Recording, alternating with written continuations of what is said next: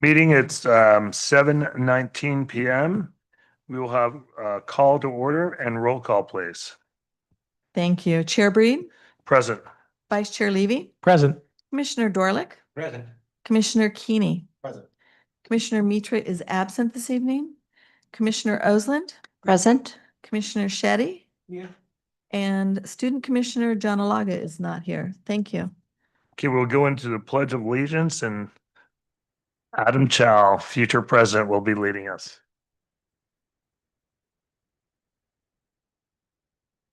I pledge allegiance to the flag of the United States of America and to the republic for which it stands, one nation, under God, indivisible, with liberty and justice for all. Thank you. Announcements. Director Pirzano, any changes and additions to the agenda? There are no changes to the order of the agenda this I evening. can move this over here a little bit. Can you hear me okay? Any announcements? None that can't be folded into the director's message. So Thank you so much. Okay, we will do temporary employee of the month. James?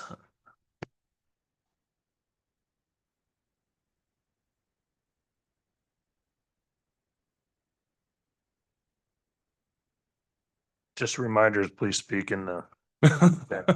It is on as well. Good evening, commissioners, and thank you for the opportunity to celebrate and recognize Damon Wellman as our temporary employee of the month for the month of March. Damon joined the facilities team in the summer of 2025 and has quickly established himself as a standout asset to our division and our department. With his background supporting large-scale events with the Golden State Warriors, Damon brings a high level of technique and professionalism just about to every shift. So big event, yeah, or just a regular senior center shift. He's there, giving it his all. Recently, during a particularly busy rental schedule, Damon was managing multiple events when he stepped in after his shift to assist another site experiencing live audio issues. He worked across different systems, navigating different frequency compatibilities, and he ensured the event continued without disruption while supporting his teammates in the process. Audio can make or break an event, and I'm sure all of you have experienced it. Having someone who is confident to troubleshoot is huge. In my experience as a hiring manager, technical skills can be taught. What cannot be taught as easily are the qualities Damon demonstrates every day: genuine care, awareness, and a willingness to step up when it matters most. Damon truly has heart. He represents the very best of our team, reliable, skilled, and deeply committed to the people we serve. Thank you, Damon.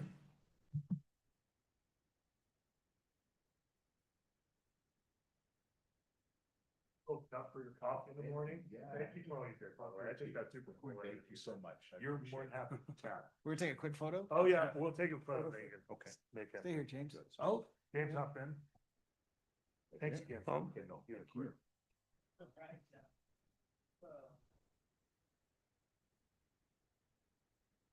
more of just Mr. Dane. Oh, this is the head shot. Oh, boy.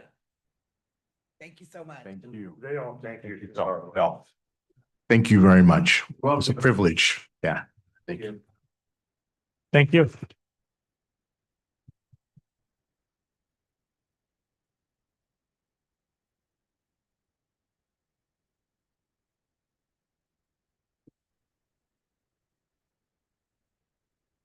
Okay, public comment. Members of the audience are encouraged to address the Parks and Community Services Commission on any non-agenda items relating to the business of the Parks and Community Services Commission. Comments are limited to 3 minutes per speaker, and the time cannot be transferred. All remarks shall be addressed to the Parks and Community Service Commission. You can also submit written comments by email to our email. I'll read that. It's in the agenda. Emails will not be read aloud. However, they will be forwarded to the Parks and Community Service Commission for their consideration. No action can be taken on issues raised during public comment period. Public comment period. During public comment, members of the public are permitted to address Parks and Community Services on a number of items. Consent items and stuff that's not on the agenda. Kathy, are there any public comments tonight? There is not for this item. Okay, thank you so much. Okay, commission business, 5.1.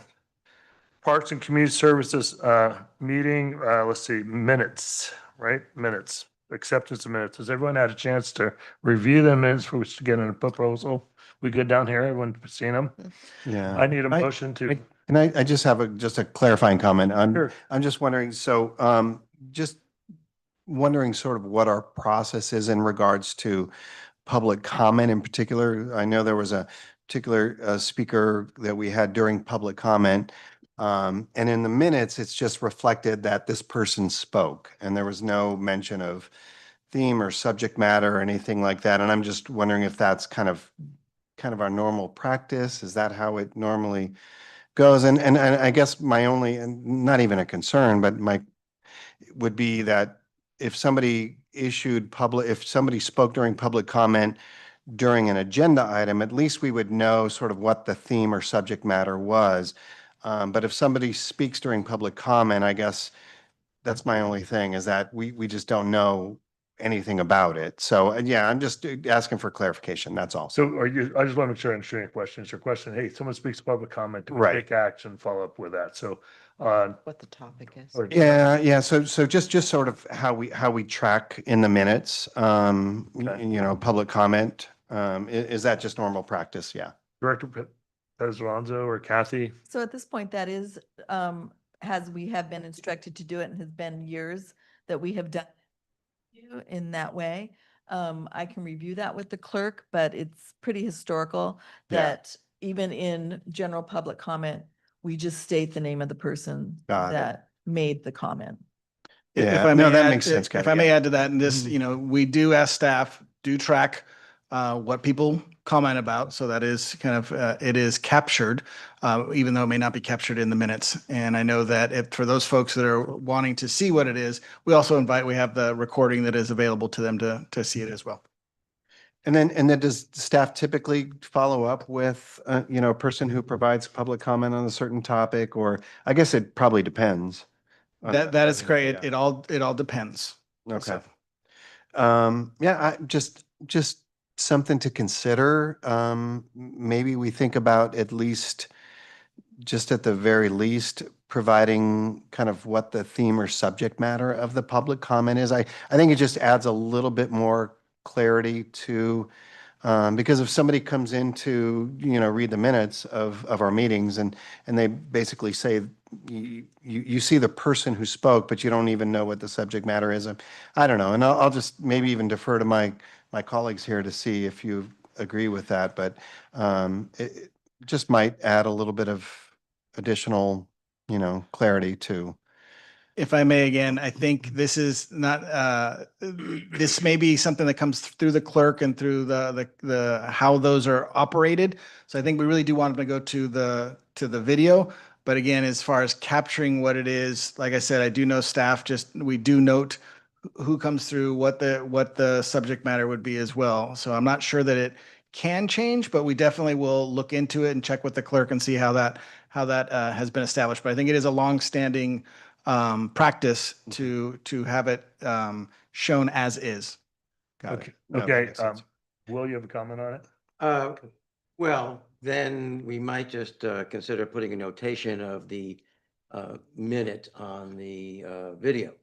So if somebody's going through it, they can go, oh, it's at the 9:27, tracking it on the video, then they can go right there instead of having to, look for it. Yeah, understood. And I think that, again, that the standard practice is there. I don't want to have the commission getting too much of a discussion of something that's not necessarily on the agenda, but this is definitely something that we can look into to clarify through our city clerk and through the practice that the city has determined to have with minutes. So once we put a motion on, we can discuss the minutes. So any other, do we need a motion to pass the minutes? So moved. Okay, moved by, can you hit them? I'll second. We have a second moved by Commissioner Dorlick, second by Vice Chair Levy. And then before we vote, any additional comments on the minutes? No, I'll just say Okay, that, you can- you know, anyway. understanding that, you know, we do stream these meetings and anybody who submits public comment or appears before this commission, obviously, you know, it's part of what's captured in the video. So I would consider that as being, you know, part of recording the meeting as well. So that makes sense. Mhm. Thank you, Commissioner Koenig. Any other comments on minutes before we vote? Okay, let's go ahead and vote.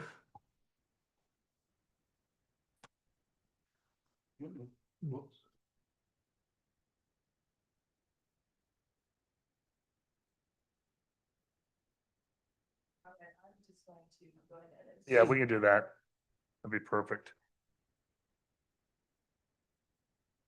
Thank you. Chair Breed, Aye. Yeah, Vice Chair Levy, we have Mhm. Commissioner Dorlick, Commissioner Keeney, Aye. Commissioner Osland, Aye. Commissioner Shetty. Aye. Thank you all very much. thank you, Kathy. Doing great over there, by the way. All right, so hey, we're gonna move on to 5.2, the year cultural arts plan with Adam Chow, a recreation supervisor presenting. The recommendation of the outcome, the objective here is staff recommends that Parks and Community Service Commissions receive the staff report, provide feedback, and approve the 5-year cultural arts plan for 2030. So there's action to be taken out of this. Did I capture that right? That is correct. All right, welcome. We're glad to have you. Thank you so much. Thank you, Chair Breed. Thank you, Commissioners, for having me this evening. I am very excited to be able to talk about the 5-year cultural arts plan that we have before you tonight. I will tell you, it has been several years in the making. I know several of you have been involved in this process as we've gone through it. We also have several Arts Advisory Committee members here this evening who have been through this process for the last several years for a number of different reasons of why we're doing that. But the exciting part about this is that we have been working in cultural arts, and myself and the staff and our volunteers and our arts community have really been pushing hard to be able to develop our arts community. We're very strong. And we have been moving forward. We have the Doherty Station Community Arts Center. We have a great network. We have a great arts community that is really thriving right now. And so we're excited to be able to have this as really the foundational piece of our arts programs. And so first off, let me define cultural arts for you, because this can be confusing for a number of different people. Cultural arts really refers to anything that is arts related that helps develop our culture. So our way of living, the way that we experience and define arts. So that can be anywhere from visual to performing arts. That can be from our galleries to our public art, performances we have in the theater. Anything that we do is classified as cultural arts. All right, so let me make sure that that's clear, because it's not specifically defined to one culture or heritage specifically. And so it is regarding every single art program, every single art opportunity that we have is defined as cultural arts. I will let you know that this document is intended for staff, and it is intended for us to be able to use this as a document that is a guiding document for us. The information in this document has been provided by the community in itself. Everything that is in here has been talked about through our community members, it's been talked about through our stakeholders, it's been talked about through the Arts Advisory Committee, and we've compiled all that information. And that's really what we have in front of you today, is a forward-facing document that is community-driven, and it's driven by our arts community. And we're really excited about that, because we really went out and asked for a lot of input, a lot of information to be able to put in this. This is really about what we're going to be doing over the next 5 years. And as a staff document, we're going to be responsible for how are we going to be able to do that. So not all the answers are going to be in here. It's going to be a flexible document. It's going to be flexible in regards to what we're going to be doing with it. And in regards to having it as a staff document, it is also supplemental to all the other plans that we have. So we know we like to have lots of plans and lots of visions about what we want to be in the future. And so this one is specifically for arts in itself. And the reason why we have this, because while the master plan oversees everything that the city wants to do, or for our department at least, it really doesn't speak a lot to arts, right? And so we need to be able to focus specifically on arts, gather the information that we need to be able to supplement what's already in the what's already in the Parks and Community Services master plan. The master plan provides the goal, the vision of where we want to be, and we're trying to supplementing that with this, and where do we want the arts programs to be specifically. All right. So the value of cultural arts. So one of the great things that we get to talk about over and over again is why is arts important, right? And I think that's something that is not talked about enough in our community. And that's something that we're continuing to be able to strive to be able to make sure our community has that information, our stakeholders have that knowledge when we're making those decisions regarding what we're going to be doing, funding, all those sorts of things. So great things about arts, economic vitality. And so it's activating spaces that we have. It is bringing in small businesses. It is paying artists. It is bringing people to come and spend money when they go to the theater, having dinner, overnight stays, all those sorts of things.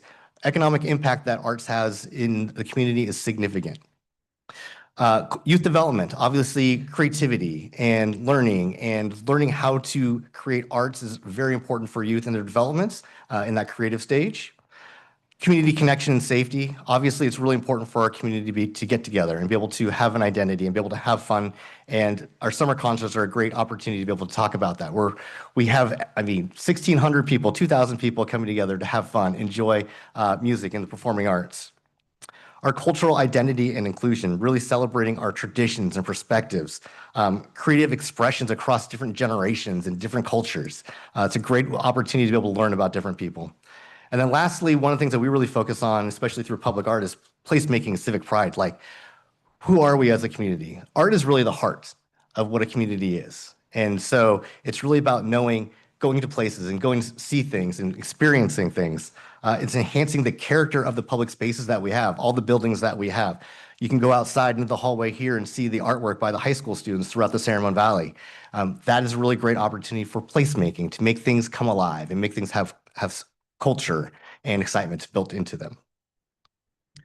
So as I briefly mentioned already, the Cultural Arts Plan has been developed over a 3-year process. And actually, it kind of goes back a little before that. We've done 2 art summits, one in 2023 and one in 2025. And I know some of you were involved in some of those pieces as we were doing those. And those art summits brought together the arts community. We invited students, we invited teachers, we invited arts patrons, we invited our arts businesses, we invited our arts collaborators, so arts community groups, artist groups, stakeholders, decision makers, anybody and everybody who's interested in the arts came and was able to support this. So in the first Art Summit, we had about 80 people. The second Art Summit, we had about 60 people. And it was really focused on what is it that you want to see in arts in San Ramon. And we really did a lot of focus groups. And actually, some of our committee members here were actually leading some of those focus groups and really had those conversations and captured a lot of the information about what does our community want in regards to arts. We backed up those focus groups and those discussions that we had over those 2 meetings with community surveys. And so we did one in 2021, which is actually the start to figure out the programming information on how we were going to do the Doherty Station Community Arts Center as that was opening up. But we also followed up with another community survey in this last year. And so the reason why you see that we did this twice, not just once, we did it twice, is because we had the data and we had the information, but we want to make sure we got it right. And as we were rolling it and as we were finalizing things, we were like, you know what? We want to go back out one more time to make sure that what we said is current, it's relevant, and it's still valid. And so we did that. And so what you see tonight is really a representation of all of that groundwork that we've done over the last several years to be able to make the recommendations that we have for you today. And the Arts Advisory Committee members that you see behind me and several others that are not here this evening really played a key role in making sure that this happened as well. And I will say a key role with an underline and an asterisk and a boldface and everything is that they were really a key part in helping out with the Arts Summit, gathering information, getting people to attend, gathering the information that we really needed to make sure that it was worthwhile. And so the Arts Advisory Committee helped synthesize that data that we got from the Arts Summit and the community surveys and really helped put them into different categories and then the recommendations that you see in here as well. So I can't say enough about how much input that we got from the community to make this happen, and we're appreciative to every single person who was involved. And I will say that I did send a copy of this 5-year cultural plan to everybody who attended the Arts Summit in 2023 and 2025 to circle back and say, this is what your input did, and this is where it's at. And I also invited them all this evening too. So you got a couple of AAC members here to be able to help represent as well. So there has been a lot of development into this and a lot of community input. So what came out of all of that is 6 focus areas that we were looking at. And so these 6 focus areas are exhibition, performance spaces and exhibits, artist advancement, community arts collaboration, provide quality arts programs, support for arts programs, and communication and outreach. And everything that we talked about and everything that was suggested, and whether it was some harebrained idea or whether it was something that was really grounded in like we can do this tomorrow, we took all of those ideas and we put them in and we synthesized all that information. These were the 6 focus areas that we're going to be focusing on over the next 5 years. Each of these focus areas has a number of different recommended actions. And so in total, between all 6 of these focus areas, there's 32 actions. This is a 5-year plan. So nothing's going to be happening overnight and nothing's going to be accomplished. We're not going to do all 32 right away. But the idea is that we're going to take these and we're going to kind of chisel away at them as we go through the next 5 years. So for the first focus area, it is exhibition, performance space, and exhibits. So the objective of this focus area is to create more opportunities for visual and performing artists to showcase their work while increasing public access to and engagement with the arts through the community. And that sounds like a lot, right? That does sound like it's a great goal and a great objective for us to be able to try and accomplish. And really what it's saying is it's saying we need spaces for people to do things, we need places for people to go, and we need opportunities for our artists to be able to show their work. And so that's, in a nutshell, that's really what it's saying. But all of those 3 things are incredibly important for the arts, right? If you don't have opportunities for your artists to exhibit, where are they going to show their work and how are they going to get recognized, right? We have a fantastic gallery out here, one of 5 that we have within the city. These high school students wouldn't necessarily have this opportunity to be able to exhibit in other spaces. And so that is something that the city provides, and we offer that opportunity and provide collaboration to make sure that we have these opportunities, not just for these students, but we also have it for the number of other artists that we have within our community and within our region as well. I mean, the 5 galleries that we have, we showcase 45 different artists or arts groups. I mean, we're talking hundreds of artists that we are allowed to be able to exhibit in our spaces every single year. The spaces that we have, from the theaters, we're talking thousands of people who get to experience art and thousands of people who get to perform art at the same time. And so looking at these types of things and the objectives of how do we provide these opportunities for artists, for our arts patrons to be able to experience, and for our community to see art in a number of different ways that they may not be able to see here or would have to go somewhere else, like San Francisco or San Jose or Oakland or somewhere else like that. As I mentioned, there's a number of different recommended actions listed in the report. I'm just going to highlight a couple for you this evening. And the ones that I'm going to highlight for you are priorities that the Arts Advisory Committee has already talked about that we should be addressing over the next year. And so the reason why we've already looked at this and started talking about what some of the priorities are for the Arts Advisory Committee is because during the budget process that we just recently went through for the next fiscal year, we've already started to work kind of through some of this stuff. So as we start looking at this, there are some wheels that are already starting to move. There's some actions that are already starting to happen as we go through this. But one of the ones that the Arts Advisory Committee looked at and said is a priority for us coming up this next year is develop a process for temporary community murals in city facilities. And this has been something because we've done the murals at the Dory Station Community Arts Center in the stairwells. They've gotten fantastic feedback. People are absolutely loving it. But we've also had a number of community groups, a number of students, a number of professionals who are like, I can do murals too. Where would you like them? Where do you want them to go? Our mural process is long and it is lengthy, as a lot of some of our processes are. And so trying to find more opportunities for artists to be able to get into the fold and get into the mix. How do we decrease some of that timing that we may need, that lead time? So finding a process for temporary community murals, it can be a little bit quicker to be able to do that and provides more opportunities for artists. And so we're looking at how that's going to turn out, looking at spaces. And so you will probably hear about that later on this year. Another recommended action that we're looking at taking this year is exploring options to update the Cultural Growth Grant Program, which may include performances outside the theaters, special art events, or community projects. And I will tell you the Arts Advisory Committee has this as a goal for this year in their charge. And so they have actually already discussed it already and are looking to make some and have some recommendations for this. So things that have already started to move forward because the Arts Advisory Committee has already seen things. They're like, yes, we need to do this. Let's start moving on things. And so we've already started to look forward and see how we can be able to make some of these things happen and accomplish some of them. So that's under focus area number 1. Focus area number 2 is artist advancement. And so our artist community really needs support. So without our artists, we don't really have a whole lot. I will be completely honest. If we don't have artists, we don't have arts teachers. Without artists, we don't have art to exhibit, to see, to be able to share. So really, it's really important for us to be able to support and understand and be able to provide opportunities for artists, whether that is networking through community groups, whether that is workshops to be able to teach them. There's a number of different ways that we want to be able to support our artists, but providing opportunities to connect, engage with the community, and earn income through arts-related work. And as we kind of went back to the economic impact of arts, we want to make sure that we're also supporting our artists to be able to earn a living wage as well. So under this focus area, one of the recommended actions we're looking at this year is to support educational and professional growth opportunities for artists through workshops and training focused on operating an arts-based business. Artists run a business. And so some of them can do the art, but can't do the business side of it. And so we've been working with our Visual Arts Society, which is our local artist group, and they're helping to develop our artists, make them well-rounded business professionals, not just artists.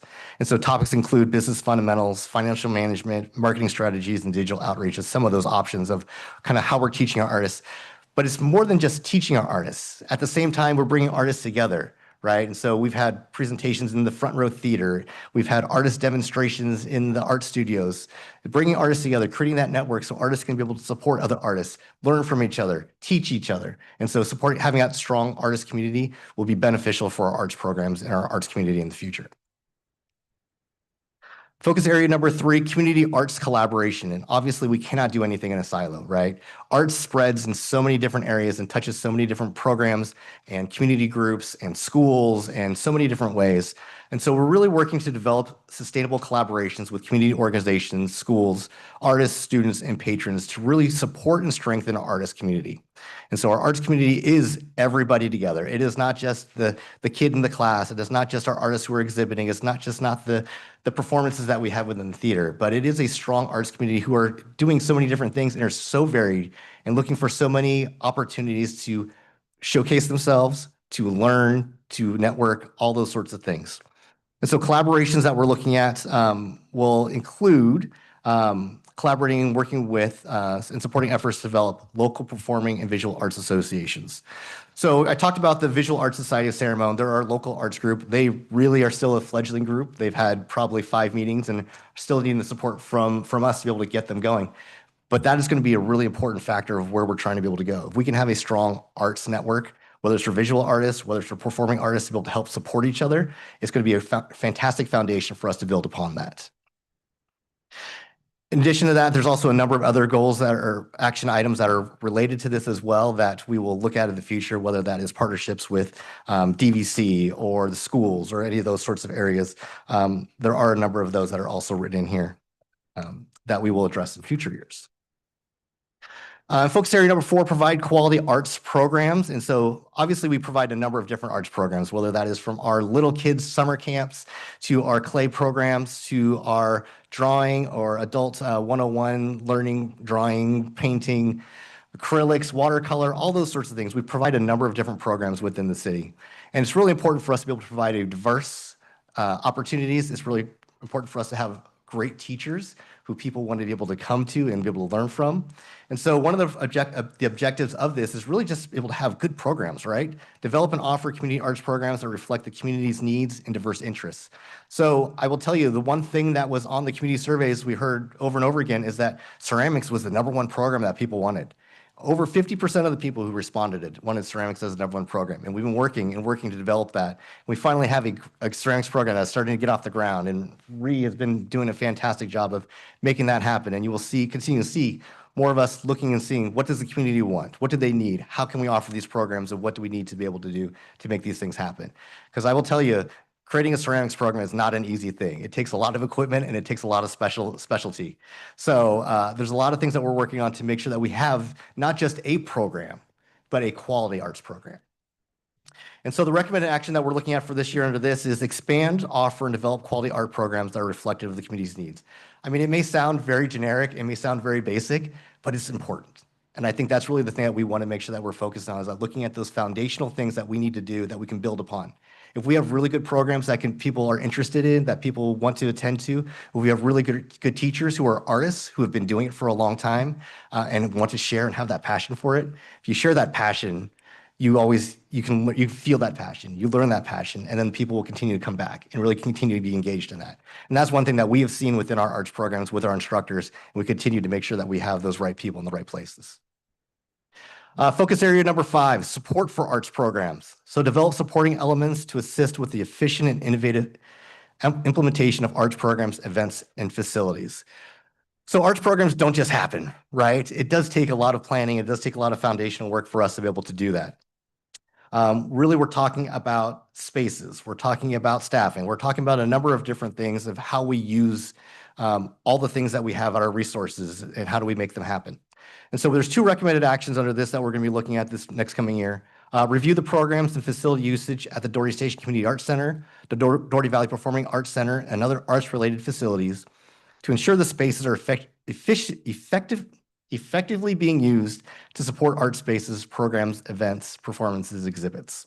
And the reason why we have this up there is because we have a lot of spaces, right? We have the Front Row Theater. We have art studios at multiple sites. We have dance studios at multiple places. And so are they all being used? Are they being used correctly? Are they being used for the right things?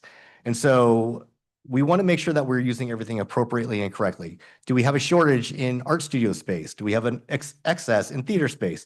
What does that kind of look like? So we will be diving into that a little bit more to look at what that facility usage is, what the community demand is, and how do we look at those spaces that we have and those resources, and how do we use them appropriately? And the next one we're looking at is a research and artists in residence program at the Doherty Station Community Arts Center to create a network of artists to utilize and support the facility. So an artist in residence program is something that we've talked about and something that has worked really well in a number of different, whether it's businesses, whether it's colleges, or other art centers. It's really providing an opportunity for an artist to be able to live in the facility, be able to come and work and have a space to develop their portfolio, develop themselves, and really, can be able to expand their creativity and expand their portfolio. The trade-off for that is that we would have somebody in-house who could help us out as well, volunteering, so offsetting the time that they would be able to have a set-aside private space for them, but helping us out with volunteering or teaching classes, providing workshops, strengthening our artist community, those sorts of things. So we are looking at volunteers and how we can be able to use volunteers to support our arts community. And that's one of those ways that we're going to look at utilizing the resources that we have available to us to be more efficient and be able to be more collaborative in that kind of space. And then focus area number 6, communication and outreach. I will tell you, this was probably out of the focus group. This was the loudest, not the loudest, but the biggest area of concern. And it is ongoing. And it doesn't matter whether it is talking about arts, we can be talking about any other program area that we do. Communication and outreach is always difficult, and it's always the most important. And so we're really focusing as one of the areas, that communication and outreach piece, to provide that effective communication and outreach with our arts community and patrons, to let people know what is happening, what's going on, connecting with people. And how do we communicate with people, whether it's social media, whether it's email, whether that's through WhatsApp app, all those sorts of things. There's a number of different ways to communicate with people. So trying to figure out what some of those best opportunities are. But communication is important to be able to bring our artist network together and keep them together. So there's 2 areas of recommendation here: creating a communication plan to promote arts programs and events, share the benefits of arts, and make ceremonial arts programs more visible through digital and print media. I think that's pretty self-explanatory in regards to how we want to do that. And we have started a communication plan for our arts programs and trying to expand that out into what we are looking at. And number 2, explore creating ceremonial arts Instagram and Facebook accounts to support outreach through short-form videos and online connections with the arts community. Arts is so visual, right? It is so visual. You have to see it and experience it to actually understand and be able to know it. And I think that's one of those things that we realized and we know. And so we're looking to be able to see how we can expand that into a social media opportunity. And video is always a great opportunity for us to be able to do that. Pictures, showing people what it is that they may be doing or can experience. We want to try and connect those dots a little bit more. And so that in itself is the focus areas and a highlight of what some of the recommended actions are. Going through this, there's a lot, right? It's a 5-year plan. There's 32 recommended actions. There's a lot of stuff that is built in to what we want to do. In implementing this plan, the 5-year plan, there's going to be a number of different key components to how do we make it work. So it's not going to be a plan that's going to be say, we did it, these are the things that we're going to focus on, it's going to sit on a shelf. It's really about the implementation. And so for us, the first thing is partnerships. Partnerships are of utmost importance, and relationships that we've had and develop and continue to develop with the community, with community groups, with our artists are really important for us to be able to do.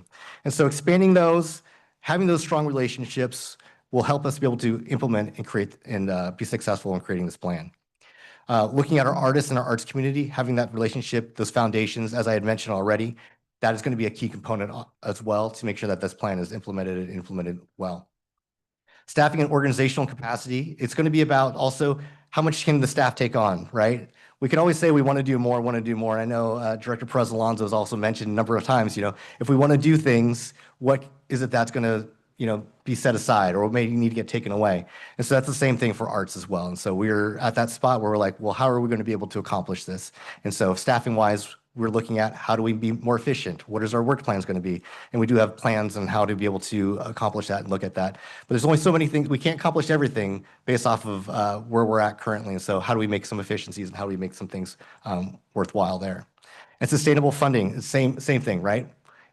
If we had unlimited money, we could do a lot of things, right? And so how do we use the resources that we currently have? And how do we find additional funding sources, whether it's through donations, sponsors, grants, all those sorts of things, to be able to make sure that we can accomplish some of these goals that we have on here. Facilities and infrastructure. As I mentioned, we have a number of different facilities, but are they the right facilities? Are they the right size? Do they have the right amenities? Are they in the right locations that people want to get to? Are they available at the right time? So looking at what we have and how we use it and the resources that we have is going to be important for our allocations. Communication outreach, we just talked about that. We know that's going to be an important role played in regards to how we implement this program, or excuse me, not this program, the plan. And it's going to be a phased implementation. It's a 5-year plan. We have identified 9 things so far in this first year out of 32, which is a lot. I'll be honest, it's a lot of things that we want to be able to accomplish, but we have a lot of momentum. We have an idea, we have a plan on how to make it work. And so the what is what this is, the how is what we're working on how do we make this work. And there's going to be ongoing evaluation and annual priorities. And so as the Arts Advisory Committee already has kind of laid out what the priorities are for this year, staff will look at those, we will do it, we will come back and we will talk about it and we'll say, hey, here's how we did this year, here's where we're going, where do we want to go next year? And the Arts Advisory Committee will have a key role in identifying what those priorities are for next year. Have things shifted? Has there been change in the community?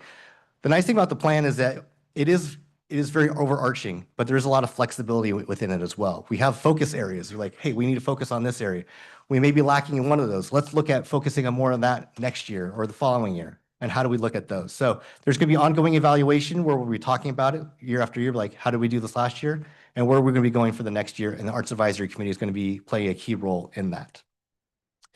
And so that is the 5-year cultural arts plan in a nutshell.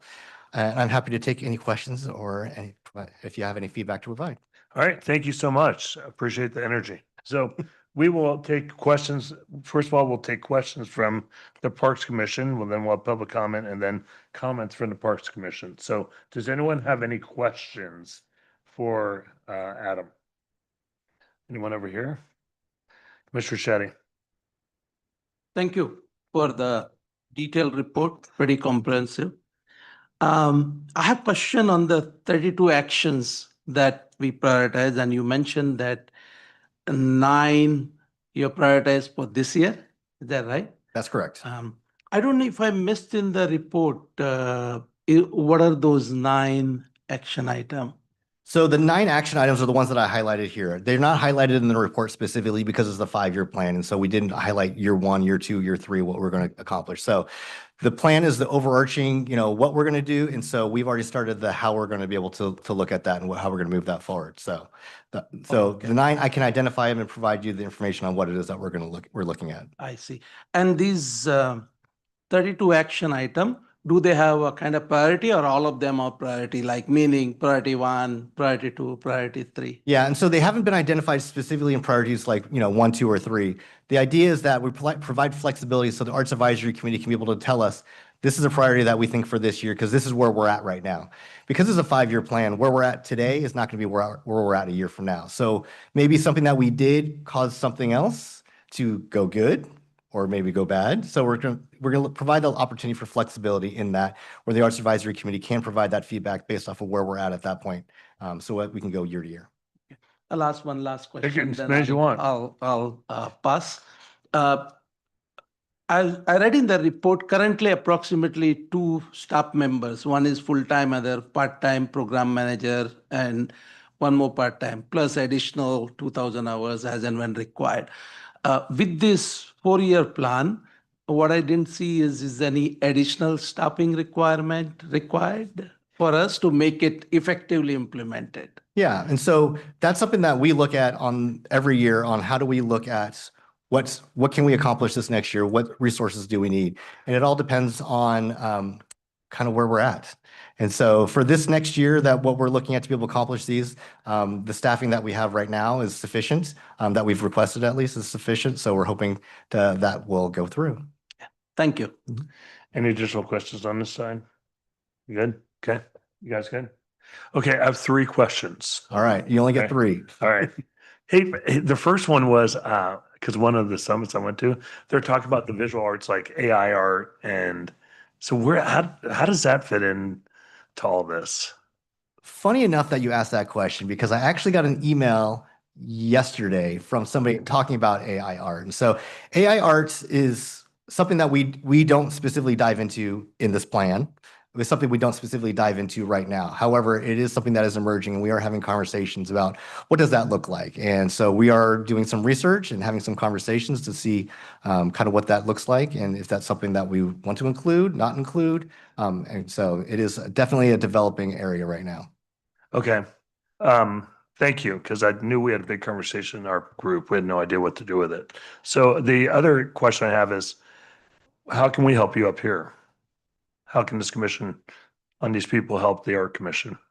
You know, I think at this point where we're at right now, you have actually provided a lot of input and a lot of feedback in regards to what does the community want and how do we provide that and getting people to the table to say, here's what we want, and that's what has represented in this plan. And I think that was the key component of what we appreciated from the entire process is that it is community driven. It's all community driven, all from the stakeholders, from everybody. And so that's what we need. And so we appreciate your support. We appreciate your continued support as you come to gallery receptions and the events and the theater performances, all those sorts of things. We do appreciate, all your patronage and support in all those. And then the last question is, we had the Arts Commission report with priorities in them. Do the 9 you listed here tie into those that we saw during the Art Commission report? So, The committee, yeah. the Arts Advisory Committee annual report. So there are several of those goals that are represented in here that are going to be tackled this year. So the nice thing is that there's some crossover between the two. Okay. So, but yes, I there is- I know where we're headed. Okay, I gotcha. Thank you so much. Any public comment? We do. Ranjini Venkatachari, please. All right. By the way, thank you so much for coming to do public comment. Can I ask one favor? Sure. Since we're online, can you just speak into the microphone, please? I'd very much appreciate it. Thank Sure. you. Can you hear me clearly? Yes, I can. Welcome. Good evening, commissioners. Thank you so much for having me here. As a fine artist and the chair of the Arts Advisory Committee of San Ramon, I'm honored to speak on behalf of the committee and the arts community, which has worked closely with the city staff in a truly collaborative effort to shape our 5-year cultural arts plan. This process was deeply enriched by valuable feedback from our community and the committee members whose voices helped guide and strengthen the vision for the future. It was also wonderful to see the city host our art summit, which the public found incredibly useful. Events like these create a meaningful bridge between the community and the city, fostering connection and understanding and a shared purpose. As the founder of the Visual Arts Society of San Ramon, I really want to thank the city and the city staff for helping us with every arts meeting and all the help that they put in to bring our arts community together. I would like to sincerely acknowledge the dedication and hard work of Adam Chow and Rhiannon Thomas. Their commitment and thoughtful contributions have been instrumental in bringing this plan to life. We are all excited to see how these efforts unfold and enrich our community in the years ahead. Thank you. Thank you so much for taking the time for public comment. Do we have any additional public comment? Okay, thank you so much. Thank you. Have a great day. Okay, commissioner comments. Do we have any commissioner comments? Commissioner Shaddy, since I'm looking at you, sorry about that. Yes, thank you again for detailed report. I really like the idea of overall training of the artist, meaning in the financial, digital outreachment, marketing. I think generally as an artist, they're pretty good in art, but probably they don't care money. So sustainability becomes difficult. And I have seen parents even if the students are good in arts, they're saying, oh, this won't pay your rent. You have to pursue something else. So thank you for really doing that. And the second comment is the front row theater specifically. It has 104 or 105 seats, but the pricing is so high, it prices out people, because who will rent the small facility? The small startup kind of artist. And even if they charge like $25-50 ticket, I don't think it will pay for the facility itself. So that is, I felt that is a little bit discouragement. So we should at least think about it. I know we want to recover the cost, but that will be very popular. Okay, that's the second comment.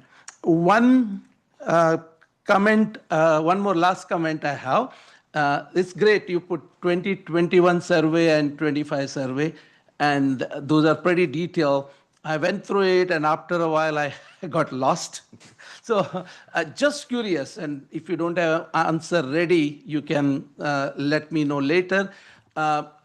Did you see any major difference between the mood of the people in 2021 survey versus 2025? There were some slight movements in regards to where people want to take classes and how people want to take classes, but there wasn't anything significant that I would say. Like, our community maintained pretty much the same opinions in regards to what they were interested in doing, what they wanted to see from the city. Our artists were still interested in having the support that the city could be able to provide, or our arts community could be able to provide. So it validated what we were already thinking. So that's part of the reason why we did it, to make sure that what we were thinking and what we had heard previously was still valid, and it definitely was. Cool. And last comment, it's actually a thank you note. I must admit, I'm not a great art person, but because you exhibit this art and keep it changing so frequently, people like me got interested. Of course, if I bring my daughter, she explain what artist is thinking. She's deep into it. But even now, I also come and see, even though I don't understand detail. As late as yesterday, I visited Doughty Station, that art center, just to see if anything new is there. So thank you so much. And including the high school students getting opportunity. That's awesome. I always say, catch them when they are young. That way they will be interested and not necessarily change their career thinking that they can't pay the rent. So thank you so much. Thank you, Commissioner Zeddy. Commissioner Osland. When I became a Parks Commissioner in 2019, I remember the Arts Advisory Committee gave their presentation, and in it was mention about the Cultural Arts Plan. And I remember emailing you and asking you, what is that? And you sent me what had been produced, and what I'm looking at now is like tenfold greater. So thank you for all the effort for the staff and for the Arts Advisory Committee for putting in, and the community for giving us all this great feedback to put this wonderful guiding document together. One question that I had, it seems to focus a lot on music and some dance and visual art. Was there any discussions about literary art, poetry, playwriting, creative writing? And I think we did talk to our poet laureate, and our poet laureate was there for the first Art Summit. And so some of that was captured. It did not get into this portion. There's nothing specifically in regards to literary arts. We do work with our poet laureate to make sure that there are things that are happening, and it is something that we're also continuing to look at on the background, as well as what are some programs that people want. And so as we're trying to be responsive, we are paying attention to that, in addition to textile arts and culinary arts. So those are the things that we are paying attention to and trying to see if there's little blips on the radar of where we can be able to try and do new things that people are interested in doing. Okay, great. I'm glad that discussion is, happening.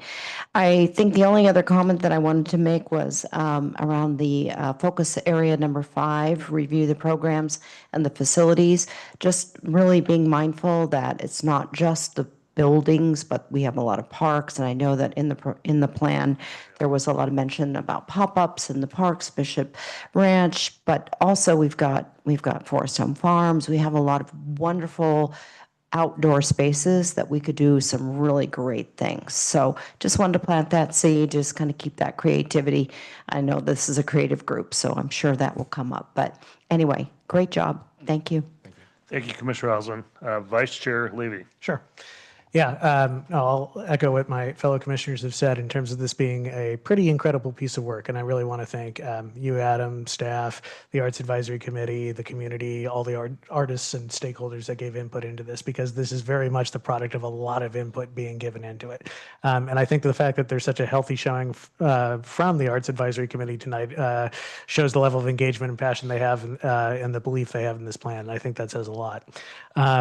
And then just zooming out for a second to the staff level, I know that long-term plans like this are a moving target, and you start work on it, priorities can change, new things come up, and I really think there was an extremely good faith effort on the city's part to kind of incorporate community feedback along the way. The fact that you did multiple surveys, multiple art summits, I think that says a lot too. So I think this is a great big picture vision to give a lot of direction to staff. I think there's a lot of terrific specifics in here.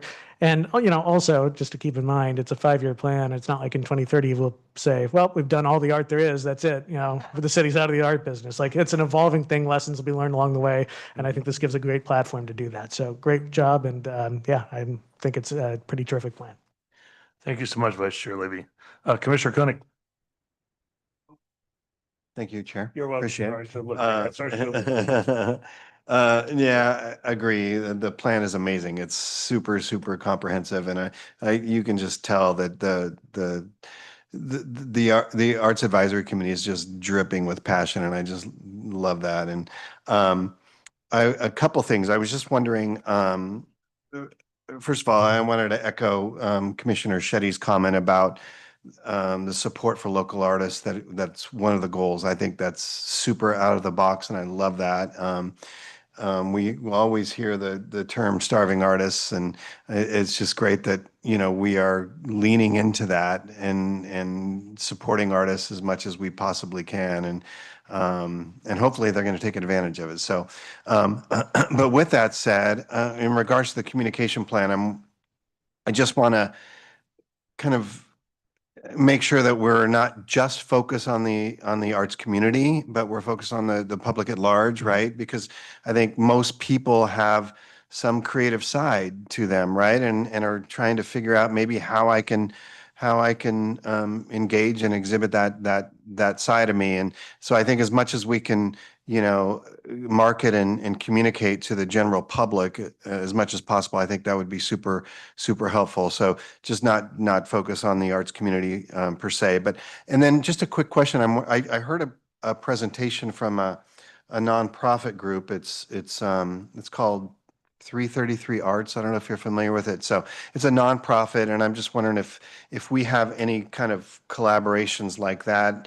And they focus on the East Bay, Contra Costa Alameda County, and I know they have as a resource a ton of artists who focus on public art and murals and things like that. And I just think things like collaborations like that, I think, are just a good resource for us to have. So as much as we can kind of continue along those lines. So yeah, super cool. Thanks, Adam. Appreciate it. Thank you.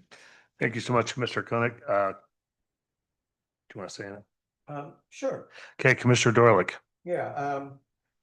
Well, I think that my perspective comes from a little bit different perspective, having been on the Arts Advisory Committee sorry. That's right. That way people online can Having been on the Arts Advisory Committee for 10 years prior to my appointment to the commission.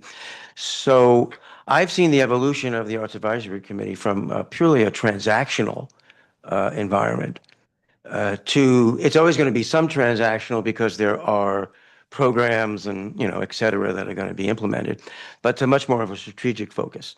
And so I think that's been the change, both from the staff perspective as well as from the committee perspective, that brings this plan into a very vivid implementation phase. And also, I want to say that the environment within the Arts Advisory Committee, and you can see there's, 4 out of, how many we got? 8, 7? So we almost have a quorum here. Okay. We almost have a quorum here tonight from the Arts Advisory Committee. So you can see the kind of dedication, passion, and interest that they bring, to that committee. So that's where I see the change is in that strategic focus that supports the necessary transactional actions, but also brings that into the perspective of, how do we implement this, from a community perspective as well as from the artist perspective. So that would be my comments going forward. Okay, any additional comments? Go ahead, Commissioner Cheney. Yeah, I forgot to thank Arts Advisory Committee. We are super thankful because of people like you all, common person like me, can enjoy the arts. So really appreciate your passion and thank you for all the hard work. Okay, before I give mine, any additional? Okay. Hey, first of all, I wanted to say, this is probably the most comprehensive input we've got from the city or citizens of San Ramon that since I've been on the Parks Commission, from all the, feedback you've asked, surveys asked, and the involvement of the city staff and all the feedback sessions were pretty incredible, including the Arts Commission. The Arts Commission's been, I always believe excitement builds excitement, so I think it's been really great. So first of all, thank you so much, and I know this document's been, a lot of years in coming. I only have a couple of comments, if I may. I saw in the Trails Master Plan, they had a page on funding, like how they're going to go get funding. And I know you have some pretty amazing analytical people in your committee, but it'd be really cool, not now, because I'm fine with the way it is, but as we look at this, are there other sources that we're looking at? Because you listed some things that we need funding for. What are some other sources that we can list that shows, hey, we can go get grants or whatever that may be from a funding standpoint? It's just a thought to look at the Trails Master Plan, because I thought they did a nice job on that. Just an idea.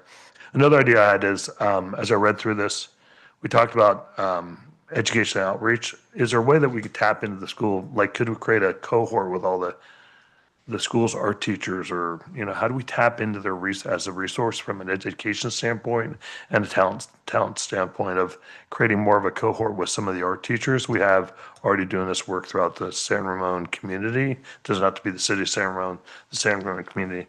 And the last comment I had is, hopefully this is helpful. So if not, then you can email me, let me know. So the last thing I had is, I'm really into measurement, right, and accountability.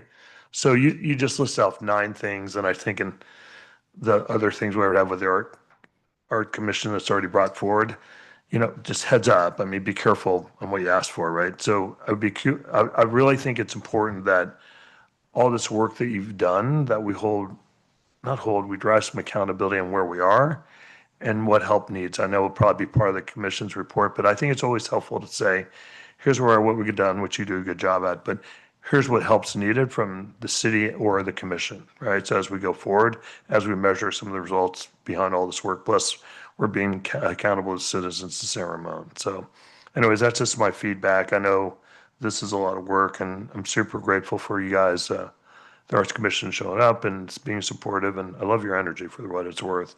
And it was way over my head on some of this stuff, just because I know a lot about baseball, but I'm good about everything else. So one other thing. That whole frame thing where we did the frames around the city years ago, I think that, and since Director Perzano did the Heart thing and another city, I think those things are really cool to think about as we go forward. I know that's getting super tactical. We're thinking about it. Yeah, I love that, by the way. Okay, we need, any other comments? Okay, so now we're gonna, you have a comment? Okay, I'm just double checking. So we need a motion. Does everyone remember what I said in the beginning? Approve the 5-year vision. So I'm looking for someone to, I'll move that we receive the report and make a recommendation that in its entirety and as it was stated, be sent to the city council for final approval and review. can I just, I don't think It's not, they're not asking us to send to city council. So, no, it's all we're doing is approving the 5-year cultural plan. So I just, if that's okay. That's okay with me. Okay, so can we just, More that we keep away from the city council. no, we want our council to be notified, but what we'd say is, it's just approve it. Okay. Have you received, the report and, its recommendation? And approve it 5-year. Okay, is there a second? Commissioner Shetty, thank you so much. So it's moved and seconded that we approve the 5-year cultural arts plan for 2030 through 2030. Is there any additional discussion? Okay, there's no additional discussion. Well, the vote's already here. We will now vote. So, right. You could say. Okay, thank you.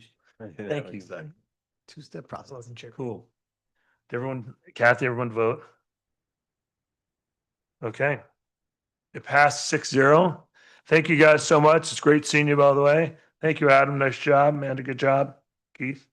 So, okay, great. Our next topic is teen council appointments. So let me flip to that. Stick around, we're almost done. Look, everyone's leaving. Yeah, give me 1 second to flip to that, if you don't mind.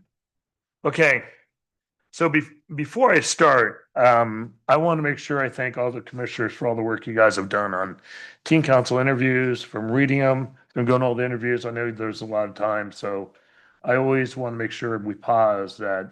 Thank you guys so much for all your time that this took, okay? So it's recommended, so here's the objective here. It's recommended that the commission approve a recommendation to the city council to appoint 18 applicants to serve on the teen council with terms expiring July 2020. It is further, what's that? 27, I'm sorry, I got 2020. Thank you, Julia. Commissioner Roslin, 2027. It is further recommended that the commission recommend the prioritization wait list for the teen council should vacancy occurs during the year. So that's what we're trying to achieve. And on page 125 of your packet, I think it's Commissioner Koenig, Oslin, and Levy Shetty, sorry, Commissioner Shetty. Vice Chair Levy was sitting next to me, so I had him on my mind. Commissioner Shetty provided us a list from 1 through 18 or 1 through 16 with the alternatives and then the wait lists in priority order.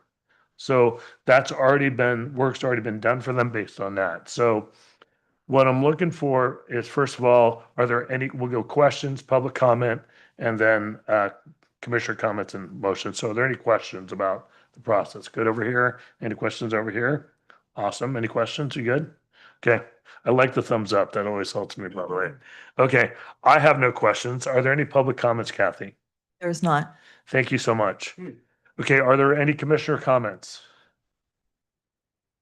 You got. Okay, I know. I saw the mouth, but no words come out, so I didn't know if you were saying. Can't go to your left, can you? I know. I will just say thank you to, the 3 application reviewers, Will and Kyle, and who was the third? Partha. Partha, yes. That was a labor of love. And I'm trying, there were 70-ish, I think, applications that you reviewed, and then you sent on about 40-ish for us to interview. So it was, and a special thank you to Kathy for keeping us organized and everything that you did to kind of keep us on task, because it was fun. We had a good time, and I think in the end and I don't want to speak for my colleagues, Julia and Vasant, but I think we came up with a process that was good, that really respected the application review process, and that really took the interviews into consideration. And I would just say that the 3 of us felt really good about it. Thank you so much, Commissioner Gunn. Any other comments?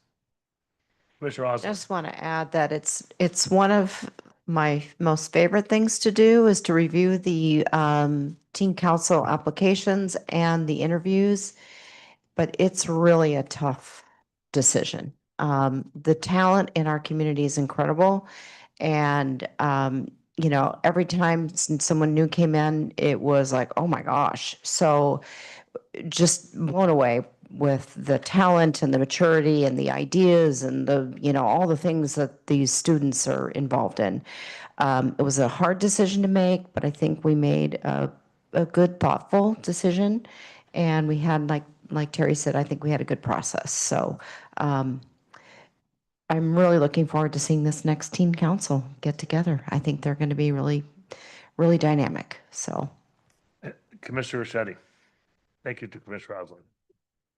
Yeah, thank you. First of all, thank you so much to Kathy. The binder she gave is amazing. I was telling her, if I am the CEO of the company, I would have hired you right away. Yeah, right?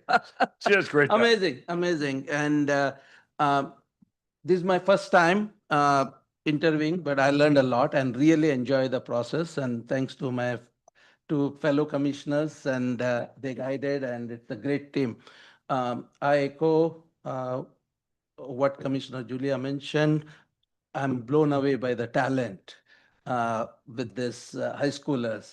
Just can't wait to see to grow them as the CEO or the leaders of the company. The whole process was good. Of course, the number of applicants from one specific schools is more than the others. And other than that observation, I think it's a very nice process. And I saw the teens who participated, they are very motivated. Thank you. Thank you so much. Any additional comments? And just to piggyback on that, Commissioner because Tony? I just wanted to, start my comments with that the talent pool was just amazing. And to a person, I think we felt like all of these kids, and I say kids affectionately, were number one, in it for the right reasons. But for us, I think we just felt like we're in good hands. I mean, they're not our future leaders. They're the young leaders of today. And we just felt good about the pool. And yeah, the teen council's in good hands for sure. Okay. Any additional comments? If not, I will not direct you, but on page, hopefully everyone's reviewed page 125, the recommendation from our three interviewers. And if everyone's fine, I would ask for a motion to pass page 125 as is from a standpoint of who's on the council alternatives and the way lift the priority order. Is there? Move that we accept the page 125 teen council 2026-2027 recommendations as is. and I second that. And forward it to the city council. Well, we can do that this time if you like. Yeah. We have to. And I second that. Okay, thank you. So it's been moved by Commissioner Dorlick, second by Commissioner Osland. Is there any additional conversation? I see none. We shall vote.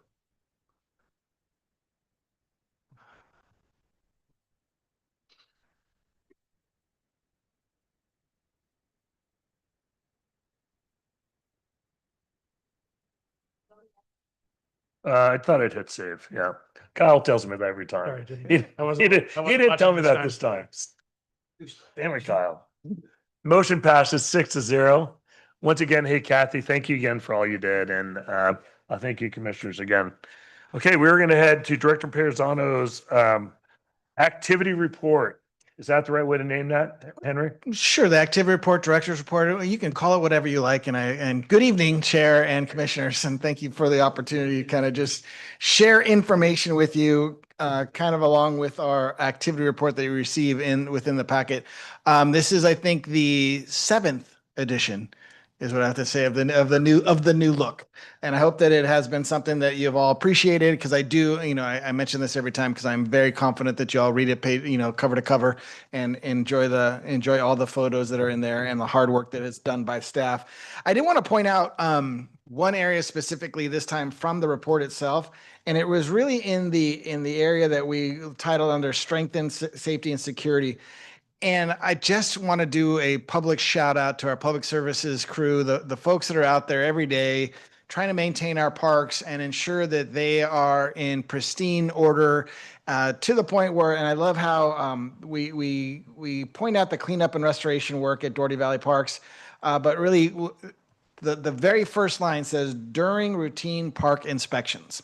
And I think that's an important thing to kind of call out, is that our team out there doesn't just, ride around in those cool lawnmowers and stuff. They actually, walk around, take a look at, notice things before we do. Notice that they are the group that is out there noticing things prior to we even see it. They're the first ones out there, first ones to take care of it, and first ones to, clean up the mess so that when we as patrons, we as neighbors walk by, we won't even notice. And I think that is just worth calling out for those folks and what they do out there. I am just so appreciative of everything that they can do, not just at our parks, but then again, through the work they do at our facilities, whether it be the pools, city hall, offices, everything like that. But I would be remiss if I didn't point them out this month and just recognize the things that they do. I do believe they're the unsung heroes. They are more than just a parks maintenance worker or whatever their title may be. They are superstars. They are heroes. They are, our very own kind of police force, if you think, because they police the areas and make sure things are safe. They offer so much for us, and I'm just appreciative. And I just wanted to kind of point that out from a standpoint on that. But the other things I just wanted to reach out and share with you folks tonight are a few things. One, on the business side of the house, I know that the commission had brought up discussing the time for the meeting in June, and also just time for the meetings in general. That will be coming to you next month. And I just wanted to make sure that you knew we haven't forgotten it, but it will be there so that you can actually kind of talk about the June meeting, but also all your meetings and the time that will be happening, what time you'd like to have those go on. In other news, I'm also, and I've mentioned this before, you are all CPRS members, California Parks and Recreation Society members, in the advocacy section. I hope you got an email recently that kind of talks about signing up for STAR Report legislation update calls. There's update calls that are running in partnership with CPRS, the advocacy section specifically, that will include hot topics, bills of interest, awareness and discussion, calls to action, what's on the watch list, all of those things. In their monthly legislative calendar. If you haven't gotten that, that's okay. We're going to send it to you. So those of you that are like, wait, I haven't seen it. It's all right. It's part of that is also there's a weekly thing, and we'll check on that through the membership too. That you're getting I think there's some either weekly, monthly type of emails that kind of come through for different folks. So, but I wanted to make sure that we pointed that one out specifically. We will send that information out to you hopefully tomorrow. No, Kathy's got it on the list because we knew that if you didn't get it, we wanted to make sure that you did receive that information. And that's just an opportunity again from the advocacy side to really see what's going on, in Sacramento, what's important to Parks and Recreation as a whole, and really to be able to share your thoughts and to just listen as well. So they are currently, what we're sending you is their monthly calls, and they will give you the information like the Zoom links and things like that. So you can just start kind of keeping track for when you can make it. So that's available to you. Coming up soon too, this month, April 18th, at the farm, Parks Make Life Better Day and Arbor Day will be celebrated that morning from basically 9 to noon. So some good things happening there. Also in April, actually on the 22nd, between 1:30 and 3, and I think you all got a little invitation at your on the dais right now to the Senior Volunteer Recognition Luncheon. Just want to make sure that you all knew you were invited to come celebrate the volunteers at the Senior Center. So if you haven't seen it, it's a short little thing that's right in front of you. We could also send that out to you as well. Coming up soon, information for all of you will be coming about the Art and Wind Festival Commission and Council booth. Again, we ask you to save the date, the 24th and 25th. We will have times between 11 a.m. and 6 p.m. for you folks to be able to hang out and connect with the community at the Art and Wind Festival. So that's something coming up. New this month too, the Valley Humane Society is going to be visiting our senior center on the 29th of April from 11 to 12. They're going to be bringing some special canine visitors, which again allows our seniors and folks to have a connection and some comfort for them. So we look forward to seeing that out there with them.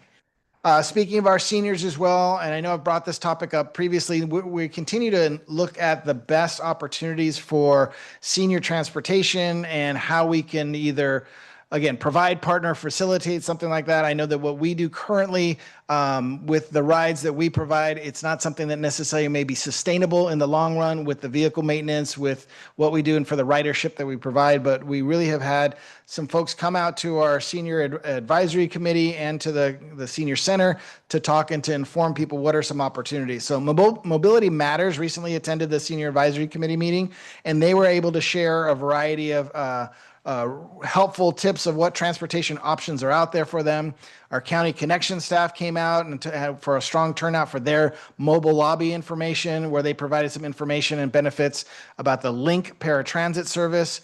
They're going to keep coming back to the senior center with their mobile lobby in June. But again, this is our opportunity to really share with the seniors the best options that are out there available for them so that they can move about.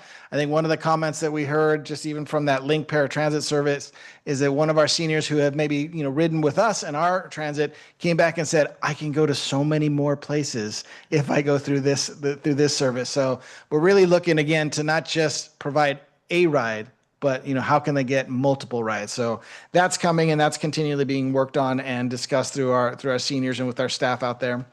Another thing of interest for you right now, we did receive an RFP for swim lesson services, which was also awarded, and we're kind of going through the final stages of the contract to work with the San Ramon Valley Aquatics, who will then be providing our swim lesson program here beginning this summer. So stay tuned for that. Also out and about right now is the request for proposals for the athletic field use analysis study that we're coming out. So we're looking to get some information back by May 7th, but that is out, and we're looking forward to starting that process right now as well. And then just a couple upcoming things that, again, for your calendars. This weekend, a couple of things are happening on Saturday. Abracadabra, the ABBA tribute band, is playing, and also it's compost day at the farm.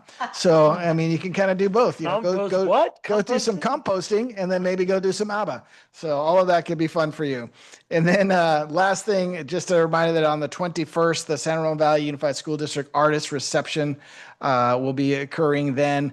But last but not least, and I would be remiss if I didn't remind everybody that the sheep shearing day on the 25th is going to be out there at the farm. So come on, check it out and watch it all happen. Other than that is my report, and I'm here for any questions or comments. Okay, so any questions for Director Pazzolonzo? Go ahead. One quick question on this senior volunteer recognition lunch program. What is the duration of that program? The reason I'm asking, because it's working hours. I really want to attend, if at all possible, to appreciate the volunteers. So 1:30 to 3. 3, is it? 1:30 1:30 to 3. Okay. Any additional questions, Commissioner Shetty? I have comment, so. Okay, I'll come back. Yeah. Any additional questions over here? Okay. Comment, any public comments? Sorry. Thank you, ma'am. Okay, any comments? Commissioner Shetty, I know you have one. Yeah. I want to thank you for this wonderful program booklet, what you send. It's what I have observed is generally so crowded, it's like not very inviting, but I spend a lot of time in reading, and the way it is presented is very, very attractive. So just want to pass the appreciation to the staff and the team who did it. Very attractive. And it clearly mentioned the program name, and if you just want to look for something specific, it's easy to find out. And I'm proud of all the program that we are presenting here. Thank you. Any additional comments on this side? Okay, any additional comments over here?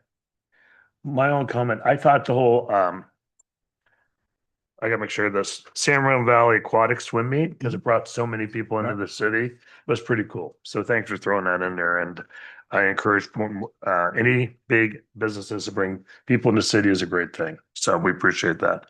Okay, we don't have to vote, so we're all done with that one. So we will go down to commissioner reports and announcements. Commissioner, Koenig, do you mind if I start with you? Not at all. Not at all. I'm just looking forward to Library Advisory Committee tomorrow evening. Okay. Commissioner Dorlick. We had the Art Advisory Committee meeting tonight, and retrospective, so. Yeah, don't Oh, forget, sorry. don't forget your microphone so the people at home can hear the wonderful voice. No comments. Thank you. Vice Chair Levy. Sure. There have not been any planning commission meetings since our last meeting. They've been canceled. There was a special city council meeting last night for an appeal for the Orchards project, but that's outside my purview, so I won't report on that, and I don't have anything else. Okay, thank you so much, Vice Chair Levy. Okay. Commissioner Osland. Senior Citizens Advisory Committee took place April 6th. That was Monday. And they elected new officers. The new chair will be Colette Clark, and their new vice chair will be Zeno Rasmussen. They also made assignments for their new committee liaison appointments. And they had a couple presentations. First one was by City Serve of the Tri-Valley, and this is a nonprofit. They serve about 6,000 people throughout Alameda and Contra Costa. It's a private core model, the whole person management. And apparently there are about 500 or so San Ramon residents that use their services. And so I asked what were the needs of the seniors in San Ramon, and transportation, housing, and food insecurity, and needing a helping hand. She is interested. The director came and spoke to give us kind of an overview of what they do and how they do it. And they have merged with a couple of other groups, and so they're quite large. They're looking to have more of a presence in San Ramon. They have offices in Pleasanton, Dublin, and San Leandro. They offer caregiver support. They match volunteers with the needs. They have about 300 volunteers, and they offer ride care transportation, taking people to for a grocery store, doctors, and so on. The second presentation was from Mobility Matters, which is a local organization. It's a volunteer organization, again, a nonprofit, and they offer free door-to-door transit for seniors and for vets. They have about 500 clients that they work with, and so they're another resource. So it was good for the Senior Advisory Committee to learn about the other resources that are available. Thank you so much, Commissioner Osland. Mr. Shetty? No comments. I was not able to attend the last meeting of the March City Council meeting. So I just need to, so. Thank you so much, Mr. Shetty. And the only comment, I have two comments. One, Henry, I'm sorry. Director Pizzano, I thought this looks really good in the color. I know the team has worked on putting this in color. So I want to ditto Commissioner Shetty's comment, and from a navigation standpoint, I think it's super helpful. Also, I was wondering, a couple of committees have mentioned marketing. Is there any way we could sometime in the next 18 months get someone to come in and talk how we market it in the city? Like, I'd be curious about how everyone talks about it, how we do it, who's in charge, how it works. I think I know. There is a plan for me to bring in all the different divisions and different work areas to give you just kind of update on Okay. what they're up to. So there's a general plan. I'm trying to work it into your schedules on an annual basis. Okay, thank you so much. I appreciate that. So I see nothing else, no other business. So we're going to adjourn oh, go ahead, Commissioner Osler. Thank- Yeah. I just want to also add, I really like the color tabs. I find it very easy to find sections this way. It's really organized, and I really like it too. I like the changes. Thank you. Okay, any other comments?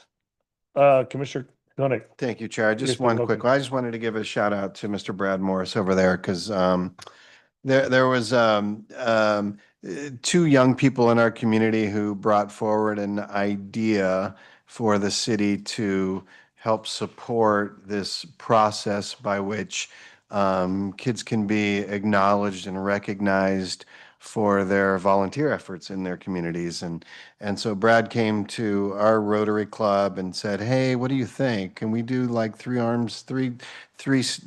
legs of the stool and maybe partner together on something like this?" And so I think it's something that's going to move forward, and I think it'll be a nice way for us to have a formalized process to acknowledge and recognize young people for the ways and the amount of time in which they volunteer and serve our community. So I think it's so more to come on that. But I just want to give a shout out to Brad because it was his brainchild. So thank you, Brad.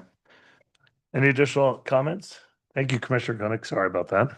Okay, we're good. Hey, before we close, anybody listening online, we'd always love you to have to come down and visit us and join our audience. So it is 8:44 p.m. on Wednesday, April 8th, and we are now adjourned. Thank you, everybody.